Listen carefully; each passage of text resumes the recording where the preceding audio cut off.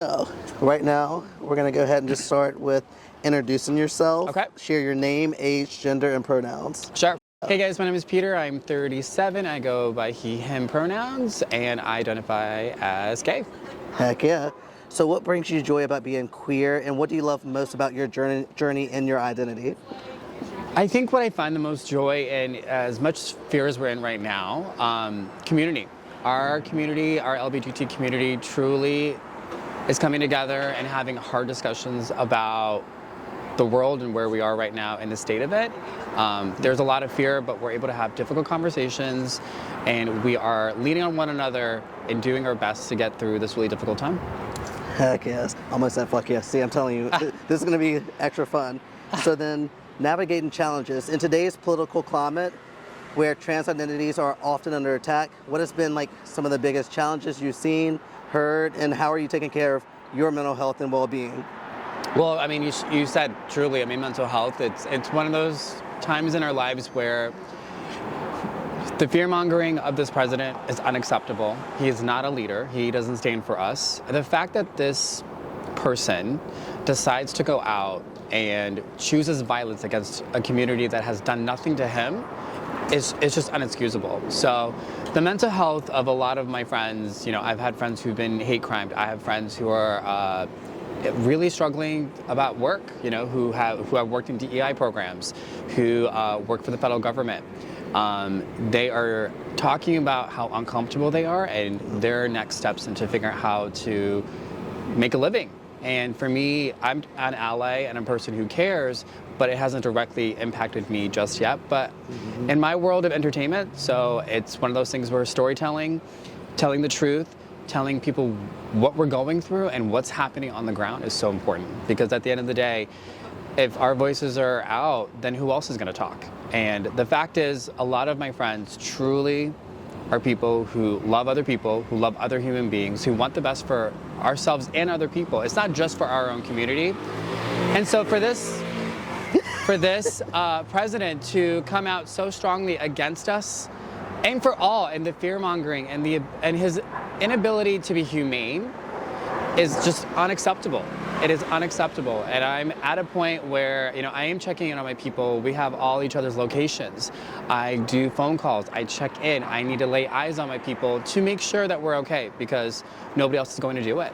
And I unfortunately just had a friend who was hate crimed a couple of weeks ago, who was a bigger sized person, who is femme, who is gay, but who is femme. And, you know, it is one of those things where I was talking with another friend, we really can't go by ourselves into any parts of the city. You have to buddy system it. You have to say, hey, I see you get into the car. I see you walking in and I see you walking out. It's as simple as that, right? It's looking after each other physically, emotionally, going to therapy, asking for help, having these hard conversations. All of that are the things that we have already learned to do, right, as growing up as LGBT folks, but now we're having to enforce it and to make sure that our very own are okay, but also just being aware of our surroundings is super important. And that is something that I'm even having to really be aware as well, because I do sit with a lot of privilege and I can just kind of maneuver the world and not have any issues. But for safety, particularly even in just pockets of the city, especially late at night, you have to be careful. And right, so the location stuff is something that I do with all my friends. And I check in and I'm like, I don't see you there. Why do I not see you where you're supposed to be? And it sounds a little daunting, right? It sounds a little scary just to even be doing that. But it means we care. It means that we got our own backs. Because at the end of the day, who will if we don't do it? Oh, come on. Now I'm gonna switch out the... Yeah. You really do. So then what's your advice for solidarity? Like, what advice can you share to help our community stay united and strong in solidarity over the next 4 years? It's really to act up and rise up and saying we will not put up with this bullying. We have a bully in chief. Point blank period. And bullies like to make themselves look big and other people smaller. And that to me doesn't sit right. This is like kindergarten 101. And one of those things is we're told, right, be kind to others, the golden rule. And this person did not understand that, nor has he ever understood it, ever. And so the fact is, you know, there's a lot of us, especially in this city, right? There's a huge population that are educated, that are mixed race, that are people of color, not just white people, who have a lot to say. Rude! We're trying to do something here. Welcome to DC. But no, this is DC, and the fact is, you know, we still have the First Amendment. We have every right to say this isn't acceptable, and we're not going to stand up for it. And so going to protests, rioting, being out there, talking about it, having uncomfortable conversations, they're so important to have. Because even if it didn't affect me, these are my fellow human beings that are in a lot of pain, that are really scared. And the fact is that's not the America that I grew up in. Being an immigrant, I came here over in the U.S. in 1996. And this is not the America that I would ever have envisioned to be in. It's not ideal, but we're gonna try to get, I think, through this really difficult time and being together and literally having conversations. Because if we don't have the conversations, then we die. And that's not an option. So it's the solidarity aspect is to lean on one another, it's to go out in the streets, having hard, difficult conversations, and also reminding ourselves that it's going to be okay. We've been through a lot in this country, but it's going to be okay. And so reminding ourselves through the mental health of getting therapy, talking to our friends, checking in with one another, sitting with one another, sometimes literally having the face-to-face contact, that literal eye-to-eye contact is so important because we just never know to what level that people are going through of despair. And it's very real. It's really scary to be in this energy at the same time. We've been through worse. And so that's kind of how I'm trying to make sense of it, is we've been through worse. It could get a lot worse. I don't want to see that happen. I don't want that to happen. But we are doing things in my own small community. I'm sober. We really are talking about how this is affecting our mental health and trying to keep sober, because if any time it's to just go ham, it would be probably now, but we're choosing not to. And that in itself is courageous. And that's another thing, is our communities are courageous. We have a lot of chutzpah, we have a lot of energy into figuring this out. Yeah. And that makes me feel like we have hope. And that is the thing, is not giving up on hope. Man. That's the biggest piece. Is there anything else that you want to kind of cover and kind of touch on, seeing the current status of what's going on in the world? Well, the biggest thing is, as a creative, as an actor, it's really talking about the humanity and how a lot of it has been lost in this presidency and in this individual, and also the people that he's electing to be in our government. There's no checks and balances. There isn't anybody saying, other than a few Democrats, saying, hey, this is not okay. So the biggest piece I'm learning is to talk about it. Yeah. Because if we don't talk about difficult things, we're going to let dysfunction run its course, and then we keep having to ask ourselves the question, how did we get here? Mm-hmm. That's how we get here, is when we don't have difficult conversations and we have people who are fear-mongering us into not being able to talk about it. Yeah. I agree. See, they agree as well. So at the end of the day, it's really about bringing things to the forefront and having conversations that are uncomfortable, such as literally healthcare, talking about jobs, talking about travel, how there's a ban on travel. And it's unfathomable to know that this is the greatest country, right, in the world, and yet rights are being taken away left and right. It's mind-boggling, but at the end of the day, I hope there are people who are adults in the room who can say, this is unacceptable. This is not how we do things. At least in this country, we don't do things like this way. So it's having truth to power, talking about it, but also the biggest piece I'm learning is to be patient, right? Ooh. And sometimes things have to get way worse to get better. Yeah. I just don't want it to happen because it's really bad already. And so the biggest piece is about storytelling and having conversations, because without that, then we're dead. And that's not how we're going down. We're not going down that way. So that's the biggest piece as an actor, is to look for the humanity in other people, in our friends, in our communities. And just because you may not agree with us wholeheartedly, we know what's right and wrong. it's as simple as can be, and having any prejudice against somebody who is trans, who's bi, who's gay, who's lesbian, or any of that, anything within that community, we're told at a young age to accept and love, or respect them, at the very least respect them, and not infringe on their rights. And the fact that this person is doing that, it's wild to me. It's wild to me. So, and having parents of mine who have been Republican, who have been very conservative, they've understood the power of this person. They said, this is not a Republican Party. This is not what we stand for. Yeah. And as my father always says, right from wrong. This is a simple situation of right from wrong. And my father doesn't agree with a lot of things, but he knows the right and wrong of this. And if you're taking away people's rights, little by little, or overall, and other people who are people of color, who are disenfranchised, who don't have a voice, he very much has said, this is not right. And so I appreciate that even my father, who's in his mid-60s, and even my mom as well, who are very conservative, who have these ideals, they understand, hey, this isn't right. And so by them speaking out even and having these difficult conversations and evolving to have these type of conversations I've had with them in the last couple of months has shown that we all have the ability to evolve if we choose to and want to. But clearly this orange Oompa Loompa does not want that. And at the end of the day, I don't wish ill on our president.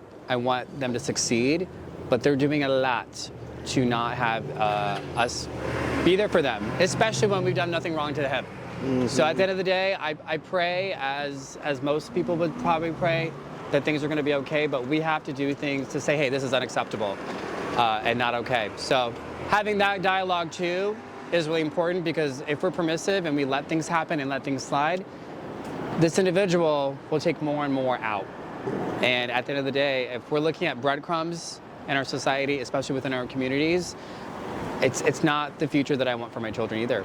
And I can't look them in the eye and say, hey, I didn't fight, I didn't stand up, I didn't have those uncomfortable conversations back then.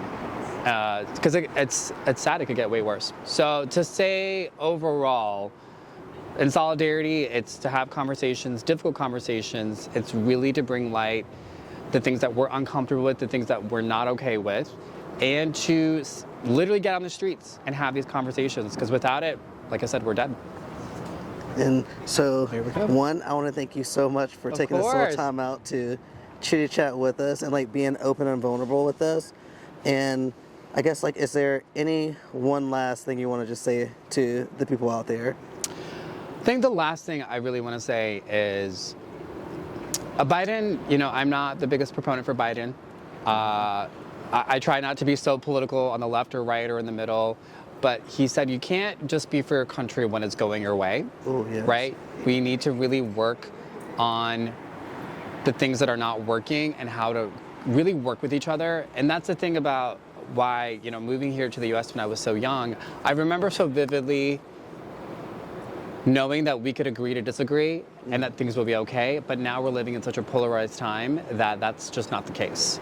And I don't know how we're going to get back to that, or if we're ever going to get back to that as a country, to have these difficult conversations. But it's just really important to know that we're all human, we're all on the same team. Just because you have a difference of opinion does not mean that I need to dox you or that I need to harm you in any way. I can agree to disagree and leave it at that, but it is difficult when people's lives are at stake. Literally their lives, their livelihood, and that. And so it becomes personal, and so it's making sure that we don't get too emotional about it, but it's also making sure that we really see each other eye to eye and saying, hey, I may disagree. I love you, you're another fellow human being, and we want to get to a compromise, but that's difficult when this presidency doesn't have that ability, especially when they're a bit of a toddler and have tantrums, because you can't really reason with a toddler. You have to be the bigger person and saying this is unacceptable. And when you're 78, almost pushing 80, and you still don't understand, it's then having some acceptance and figuring out, okay, so if we can't talk to him, who else can we talk to? Who else can we get a hold of to really have these conversations? And I don't see that just yet. We'll see what happens. I mean, we're only 3 weeks in? Yep. So it's a lot of hope, prayer, conversations, and figure out just where we go from here. But right now, it's still digesting the fact that he's back, the fact that he's doing things systematically for the erasure of our people, and that to me is wild. So the last thing I just want to say is never give hope. We can't give hope because if we give up, then what about our future generations? And I can't look back to our future, if we have these conversations, hopefully we'll have these conversations with our future generations and we can say that we did something versus just sit in compliance, because that doesn't work well for me. So it's learning to be prideful as well, because it's hard to sit in pride when you're in fear, right? And it's hard to sit in gratitude and fear, but we'll figure it out. But right now it's a testament to resilience, and LGBTQ folks, us, we're resilient, we're survivors, and you can't bring us down, and not by this man. We're not going down that way. So it's a testament to holding on, having faith, believing that it's going to be better. It is going to get better, but right now it's okay to kind of be down and to kind of look our wounds and say, hey, this is a hard time, but we have such bright, smart people and capable people who know what to do and how to get things done. And so this is where I get to believe that, and I know that it'll happen. So it's believing and not losing hope is the last piece I want to say, is not giving up hope. Because if we do, we're goners, and we're not going down like that. I can say is the best revenge for all of this mess, you guys, is to just live a well-lived life, and to live not in fear, and to literally keep on with your lives and keep going. Because that is what this administration wants us to do. They want us to cower, they want us to be in fear, they want us to be quiet and be silenced, and that's just not happening on our watch. So that is the biggest piece to this I'm figuring out and learning about myself as well, is if we succumb to the fear and to be silenced, that's exactly what they want us to do. And we gotta be just as loud, just as much pushback, and to know that this isn't how we're going down. And that is the beauty of our community, is that we stand up, we rise up, we talk about things. We're the people, we're the communities that bring things to light and talk about uncomfortable things. And especially when our community is under attack and our rights are being taken care of, we will not stand for that. So living a well life looks like still going to your job, staying sober for a lot of my friends and myself, eating well, mental health, asking for help, and literally living within our communities like that is going to be the best way to stand up against this orange man and his cronies and the people who literally do not want anything to do with us. We don't want anything to do with them, but the biggest thing is to just live our best lives. And that is the best way to get back at these people, is to live a good well-lived life, and to not live in fear and to be in spite of. And that is the beauty of our community.